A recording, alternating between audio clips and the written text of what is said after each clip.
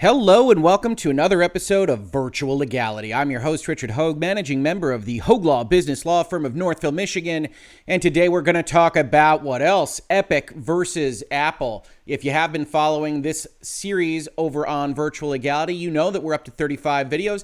And we just yesterday talked about the opening statements and opening couple of days of the trial that is now underway between these two technological giants. So if you are interested in some of the baseline principles, the complaints, the actual legalese that goes into this entire litigation, I highly recommend checking out the playlist or the earlier video, because from here, we're going to talk about both the end of day 2 and some of the most important testimony from what is presently presented on day 3. Now, I am on the East Coast. I'm not on the West Coast. So much of this video series is going to be doing things a bit in parts from what has actually been testified to when I make these videos towards the end of my day here on the East Coast, and what is testified to after this video is made and then summarized by very, very good reporters at places like The Verge and GameSpot and many other outlets that are doing a great job in helping to summarize some of the big things that are coming out of this trial and are helping folks like me here at Virtual Legality summarize them and analyze them from a legal perspective for you. With that all being said, let's take a look at what the summary of day 2 was from The Verge, because as we mentioned in yesterday's video, we actually had to opt out at about 6 p.m. and the trial was getting close to finishing up at that point in time. And if you actually go look at this article, and I highly recommend that you do, more perspectives is always better on something like this, a trial as significant as this one. You'll see that we mostly covered everything that we needed to cover as of yesterday. One of the big things that The Verge comes out with towards the end of their article, however, is this notion of friction, that the witnesses they saw testify, including Mr. Sweeney, were pointing out how difficult it is to actually get folks to go not from your app where they have to purchase something and pay Apple the 30% cut that is at the heart of the issues in this case, but to get them to go out to Safari, to their web browser, especially when you can't tell them that they can do that from the app itself, and whether or not the prohibition on being able to tell people that they can do that is something that should be prohibited in a court of law under antitrust law in the United States. Now, as I said, I think we've mostly covered the substance of this in yesterday's video, but please do check it out. On the GameSpot side, who's doing a rolling update of some of the major things that are coming out of this trial, they do updates between the trial dates, and I thought these were pretty interesting. They found that Sweeney says Sony's stance on crossplay could be illegal. And in terms of their reference here, the documents itself were highlighted by Tom Warren on his Twitter page, and they go a little bit like this. Friday, June 1st, 2018, from Tim Sweeney to Phil Rosenberg at Sony. Dear Phil, Sony's interoperability restrictions have put both of our companies in an untenable position, adversarial to our customers. Many Fortnite players are kids, and their friendships are being torn apart by Sony's segregation of players on competing platforms.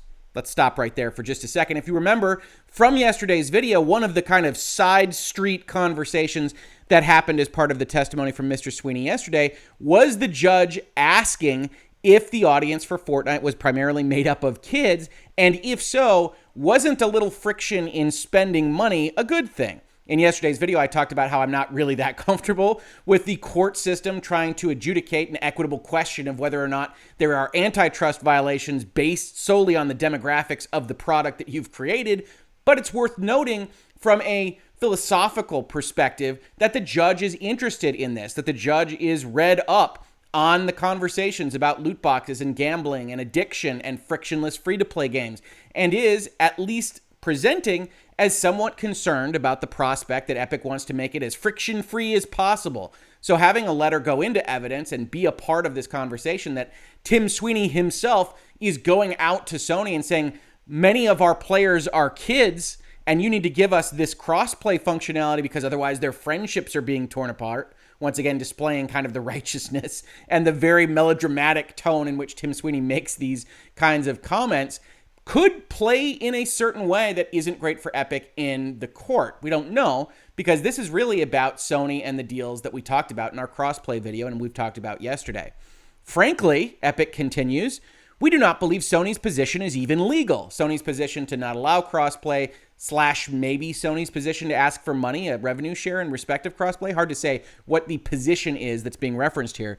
Please see the attached analysis prepared by our European Council in the context of EU law, including, importantly, GDPR data portability mandates with direct bearing on cross-play and cross-purchase. We've also reviewed privileged analyses of follow-on implications in major jurisdictions of any punitive actions Sony might take to enforce this policy. Perhaps Sony had not previously considered all of the implications of the GDPR legislation and of Sony's growing market position. We urge you to please do so now, and to please reconsider whether there is some amicable way that we can open up Fortnite together in a partnership benefiting all. Now, we can see, after viewing a number of these emails from Tim Sweeney, either to Xbox or to Sony or to other players in the industry, that this is the tack that Epic tends to take, or appears to take, at least when they're conversing with prospective business partners. There is an underlying tenor of bullying, of threats, of saying, look, Sony, you're tearing families apart. Oh, and by the way, we've analyzed this and we think you're acting illegally. Then you go for the carrot. We believe that Fortnite esports collaboration on PlayStation will bring such enormous momentum and excitement to the Sony brand and player base that it will far outweigh any perceived negatives. Many of the most valuable companies in the world are those in the business of connecting people together socially. As the leading gaming brand, Sony is in the position to capitalize on Metcalfe's law economics more than any other, the law of increasing returns for network effects and large-sized economics. Epic is flexible on the structure of esports competitions involving PlayStation. We simply proposed what we think will be the most inclusive and successful. If Sony's desire were for PlayStation to comprise a separate league in major esports competitions and not to be mixed with Switch and Xbox in those high-profile events, we'd happily accommodate that, provided we can agree on general game interoperability across platforms. Again, we saw this yesterday. Tim Sweeney, Epic Games, trying to sweeten the pot, trying to get Sony to come to the table to talk about crossplay, offering things like E3 partnerships. Here we see reference to esports competitions, all in an effort to get that crossplay because, and I think Epic's right about this, the value proposition of their product is enhanced by having all groups of players able to play amongst one another because that larger size in economics makes their product more attractive. Ultimately, Mr. Sweeney continues, taking away the carrot and going back to the stick, though we love Sony, we love our customers more. Please inform Kadera-san, and please be clear, that Epic will enable full interoperability between all platforms in Fortnite at a timely point in the future. Okay, so this stick's a bigger one. Hey, we think you're acting illegally. Please look into punitive stuff. We'd love to set up an esports thing with you, have a little carrot. And then, oh, by the way, regardless of how this email goes, we're doing this. So get ready, because if we do it and you decide to fight it, please understand that Epic firmly believes that this action is a matter of legal right and moral duty. Moral duty. And that I am conveying this to you following extensive deliberation and legal analysis across several continents with Epic's board members and major investors, and that we are prepared to pursue this course with all available resources wherever it leads us and for however long. Let me decode that for you. That's why you're here in Virtual Legality. You get in our way, we're going to sue you. That's Tim Sweeney. That's what he's saying right here. We believe it's our legal right, and we are prepared to pursue this course with all available resources. Get ready. Don't try to stop us. And then Sony goes back and evaluates whatever it is that they evaluate. They come up with their cross-revenue share, whatever it is. But this is Epic saying, we are going to do this. The previous part of this email says, we're going to do it. This says, if you try to stop us, we're going to sue you. We urge Sony to find a way to enable this in a positive partnership and to join Apple, Google, Microsoft, and Nintendo as stewards of platforms enabling all customers to play together with all of their friends. Best regards, Tim Sweeney. And look, big business is big business. You are not at the level of Tim Sweeney or Tim Cook or any of the other people involved in these various conversations if you don't have a certain amount of sharp elbows and you aren't willing to get down there and fight for what you think is appropriate for your company. I don't begrudge Epic this. I don't begrudge Tim Sweeney this, except for maybe some of the self-righteousness, the separation of kids and friendships, and their moral duty to provide Fortnite to a combined audience. Come on now. It's business. We can be hard-edged. We can talk about money, but we are, in fact, talking about money. Moral duties really don't come into it. But this is the way that Epic operates. And I have to say, it's not a partnership that I would particularly love to have were I running one of these giant companies and had to deal with this kind of threat, benefit, threat, we're going to sue you if you try to stop us type language, because as we can see now, Tim Sweeney and Epic Games has demonstrated that they're a bit of a wild card in the industry. They worked with Apple. They were on Apple's stage helping present what the iPhone could do, even though Tim Cook, as we saw in some articles yesterday, didn't recognize him when Tim Sweeney asked for them to open up their ecosystem and asked, is this the guy I saw in rehearsals? Very interesting. Always fun to see the context of behind the scenes of these major media figures in the tech industry and any other industry. Really. But that Epic is fully willing to make you, as a partner, spend millions, if not tens of millions, defending yourself from a brand new case. And at bare minimum, you have to take them seriously because they're fighting Apple on somewhat specious grounds, a very difficult case at minimum. And so when they send you an email like this, you have to take it seriously. Your counsel has to analyze it because Epic might just sue for the heck of it. They've got a lot of Fortnite money. They've got a lot that they could win if they win that lawsuit. And now you have to take it even more seriously, which is a part of this story. Epic acting a little crazy and willing to spend tens of millions of dollars on lawyers and make you spend those tens of millions of dollars on lawyers is a part of the pose that they have struck here with the industry and parties in general. The other kind of component to this, as we talked about yesterday, is that a lot of the information from these third parties that are not directly involved in this suit is getting leaked out. And whoever's responsible for that, I tend to chalk it up to incompetence and accidental disclosures, is not happy about what's happening here. You saw dozens of motions to the judge to have things redacted and otherwise struck and sealed and all these various things. A lot of these horses are out of the barn and the judge is saying, no, I can't do that. But you're getting motions every day from these third parties to redact information. They're not pleased with what's happening here. And while it's a great boon to those of us like me and you who is watching Virtual Legality to have this conversation with knowledge of what's happening in the industry behind the scenes, it's not great for the trade secrets and financial information of all these parties that don't want this out there. That is actually something of value that is out there because Tim Sweeney and company decided to pick a fight with Apple, a fight that they have, in my opinion, a less than 50% chance of winning. And now Xbox is paying the price and Sony is paying the price and others are paying the price for this information coming out here. And we're only on day 3.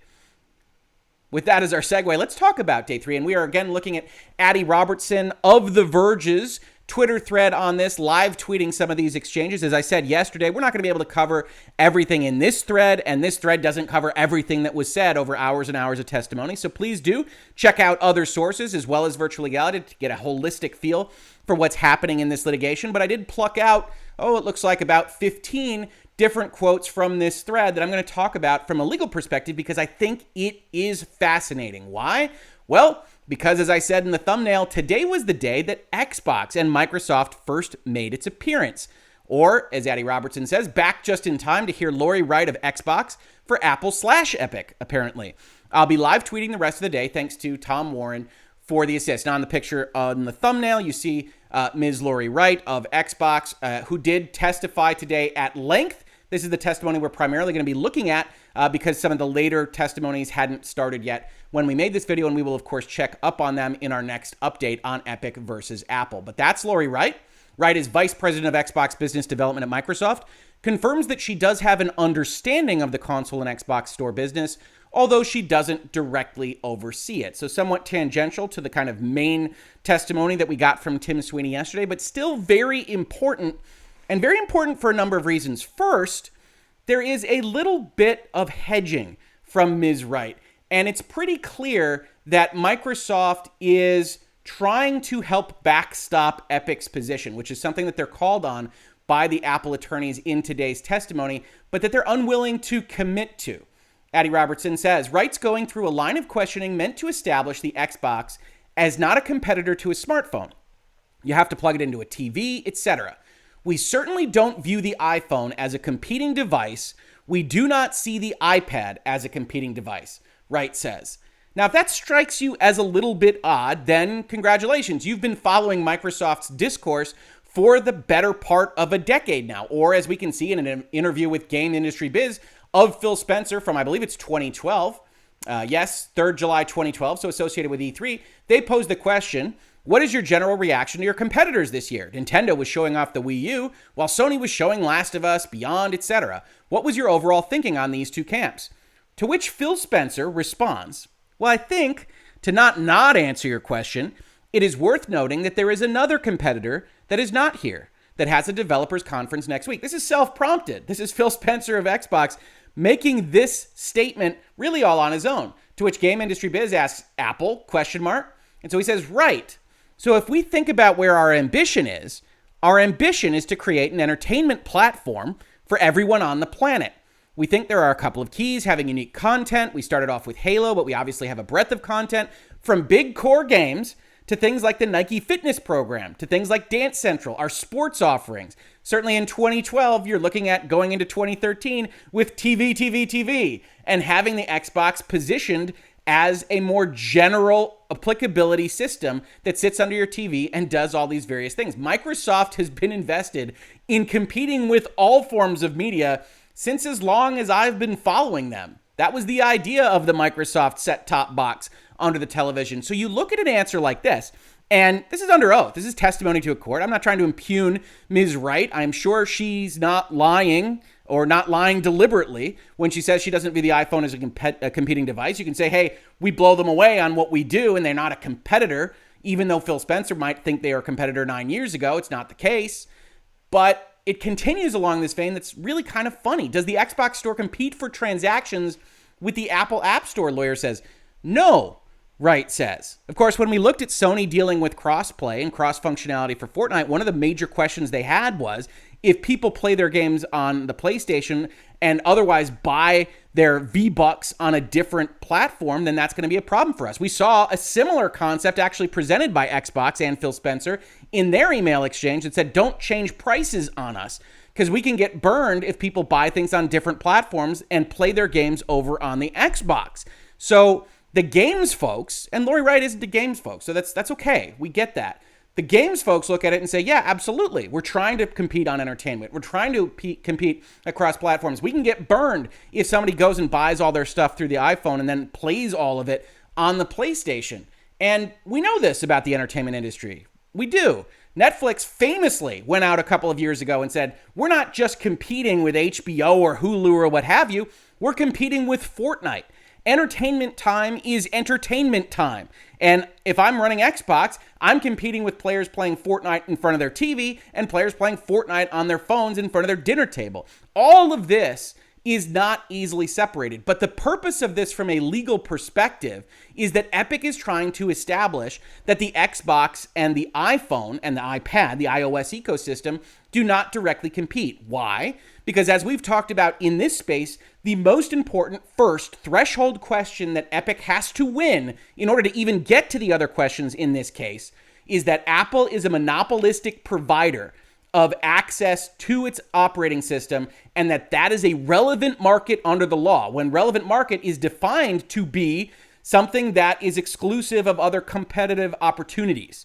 And Apple wants to say, well, you can play Fortnite on your Xbox, you can play it on your Sony, you can play it on your Switch, you can play it on your computer, you can access that particular product anywhere. There are competition avenues to what we put on the iPhone. And so the proper market judge isn't access to the iOS, which is self-evidently monopolistic, just like anybody's hardware is, but it's actually games. Or maybe even more broadly, it's applications of all kinds, software of all kinds. So Epic brings up Ms. Wright here to say the Xbox is different. We don't view it as a competitor. But at least to me, this rings as disingenuous, not false, not lying. We're not accusing anybody of perjury here, but perhaps not as reflective of the modern market landscape as it could be, which is Epic's right. Epic to bring up witnesses that will say things that hopefully bolster its case.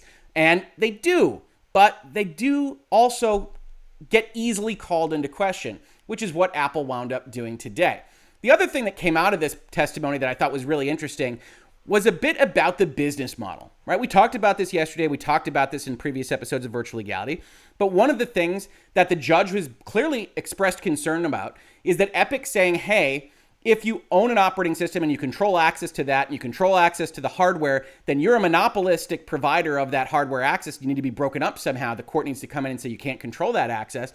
That will affect a large amount of other industry participants. Places like the Xbox, the Sony PlayStation, the Nintendo Switch, if not more hardware outside of the video game industry. And Epic has consistently said, well, it's different, Your Honor, because The business model for hardware sales in the console space is different from hardware sales on the phone space. You make a profit when you sell a phone, and the rest is icing, versus the Microsoft Xbox or the Sony PlayStation, where you apparently sell it at a loss, you lose that money, and you make it back over time in subscription fees for things like Game Pass, or in your 30% cut of things like digital or physical video game sales. So Addy Robertson says here as part of the testimony, if Microsoft sells consoles at a loss, why does it keep selling them? The lawyer asks, because the business model is set up to deliver an end-to-end consumer experience, and they make money in the long run over sales and subscriptions. Has Microsoft ever earned a profit on the sale of an Xbox console? Lawyer asks. No, Wright says.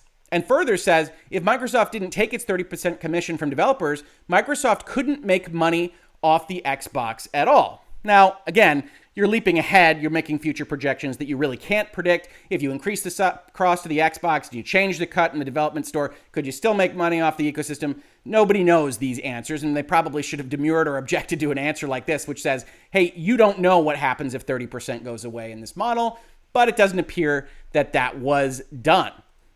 Apple then starts to attack this kind of line of thought. Is there any plan to change the commission on Xbox? No. Does the Xbox allow competing stores?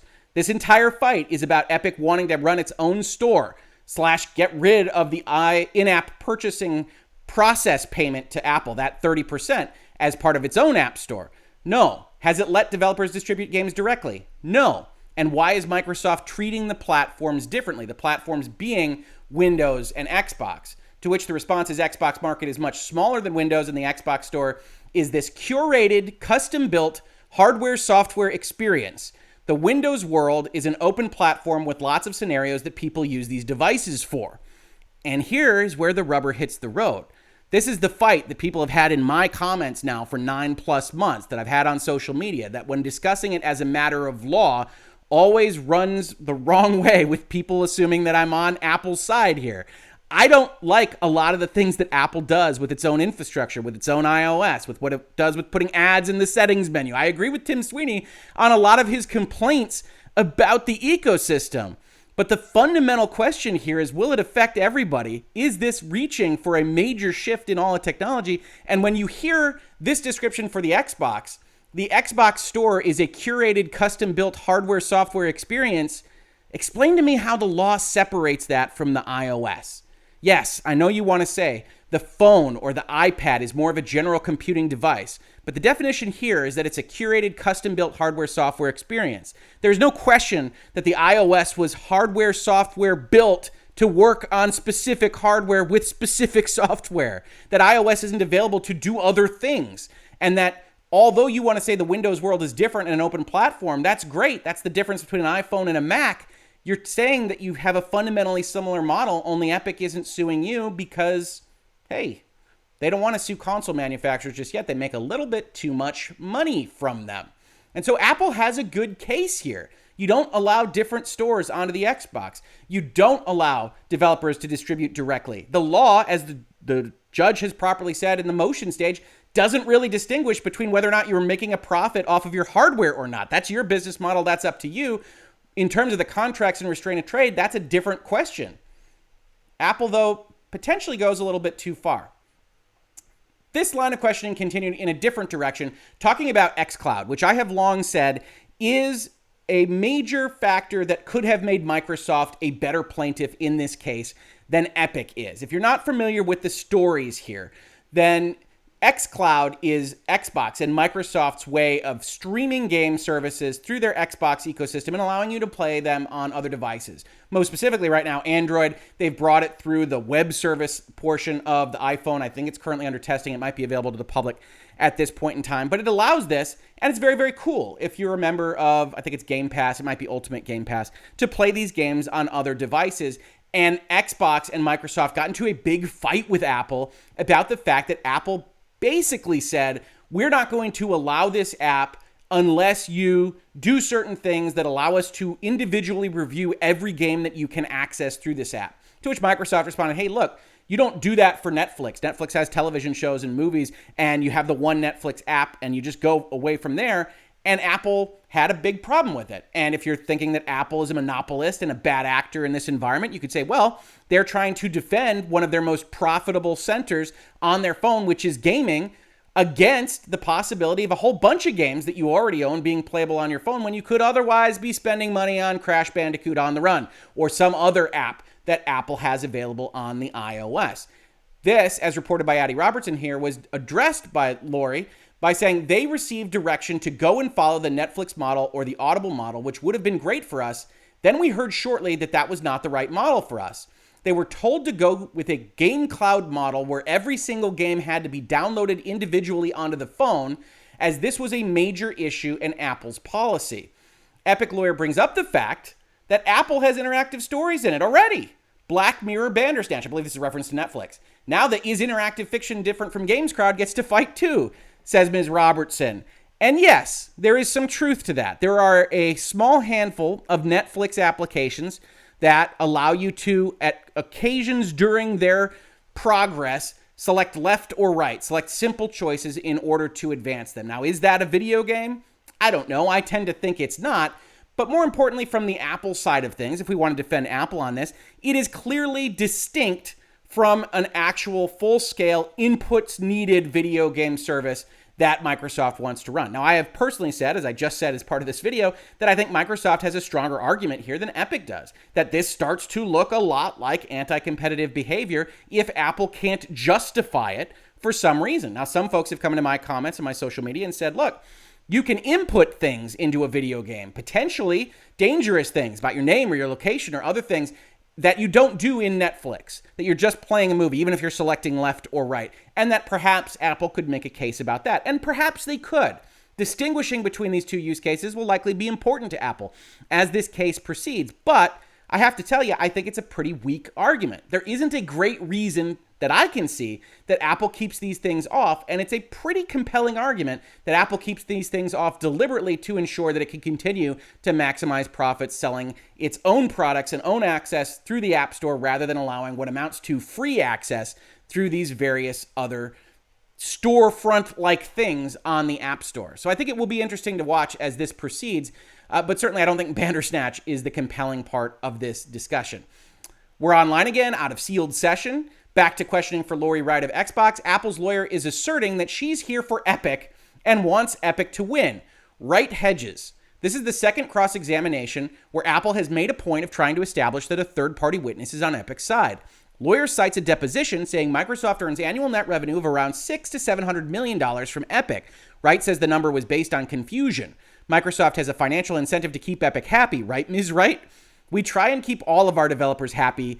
Yes. You're aware Epic is a vocal critic of Apple's App Store, right? It was certainly followed in the media alongside Microsoft's efforts to get xCloud on iOS, Wright says. These happened at the same time. As a matter of fact, you can see this as part of this very series in Virtual Legality. But here's where things get a little bit off the rails. You can probably tell even from just this line of questioning that Apple is just trying to fight against a relatively antagonistic, not quite hostile witness here, and taking a tack to say, you want Epic to win, which I think is pretty self-evident with the way that Microsoft has actually behaved in the past few months, basically signing on to certain precepts that the Coalition for App Fairness has put out there and saying that they will follow that on the Windows side of things, dropping their cut on the Windows side of things from 30% to 12%, putting out documents that suggested that they might have been considering doing that on the console side, bolstering Epic's argument that 30% is too high and that you can survive as a store on 12%.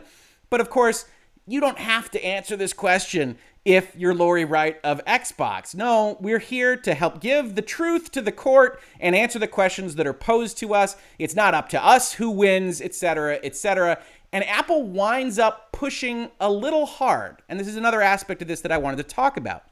Apple's lawyer is not necessarily in the wrong here, talking about whether documents were delivered properly from Microsoft, whether they could impugn Ms. Wright's testimony, etc., but is coming off as being pretty snide, asking next if Wright is aware the App Store had guidelines. I think there's another reference here. If you just stick to my questions, you'll have a chance to say your thing again. In any case, we're now back to comparing the lockdownness of iOS versus the Xbox, which doesn't allow competing streaming services, lawyer notes. So this is a problem for lawyers. If you've ever talked to one, you might know this, just in social circumstances.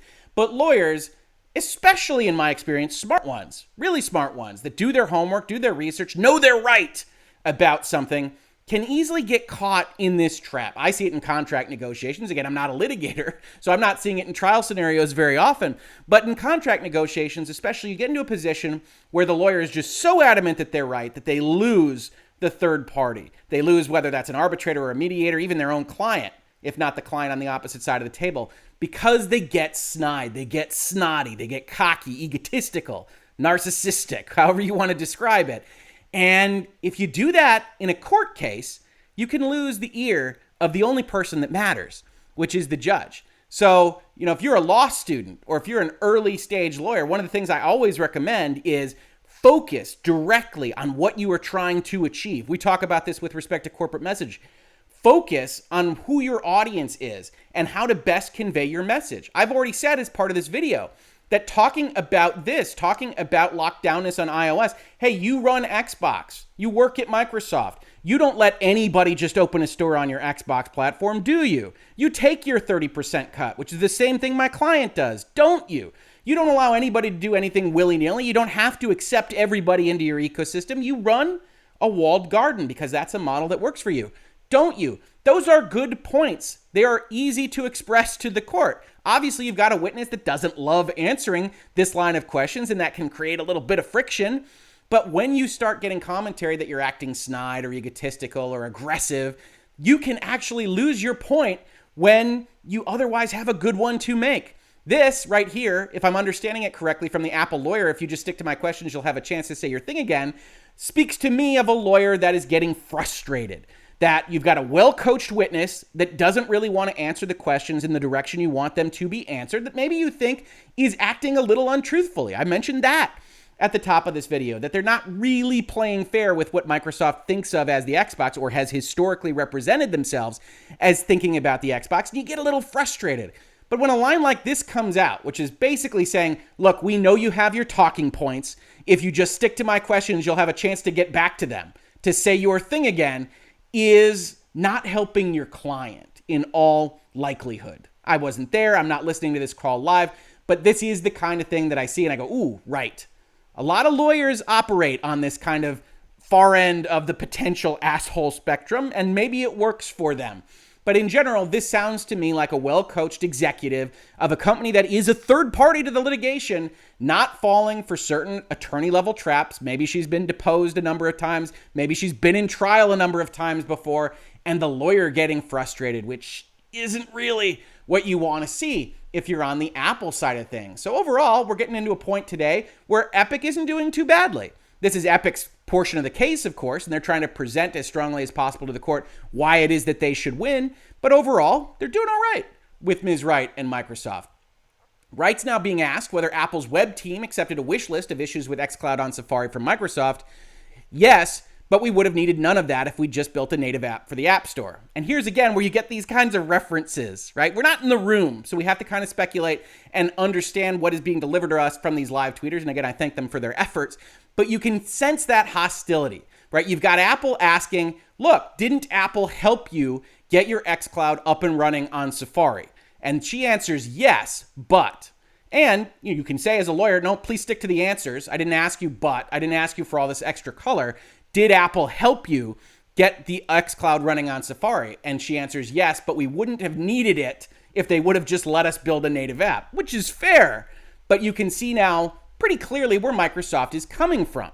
Microsoft has a walled garden of their own. As we've talked about in this series, they have a chance of losing it if Epic wins their case, just like everybody else that is a purveyor of a walled garden has a chance of losing it, because Epic's theory of the case focuses on walled gardens themselves potentially being illegal.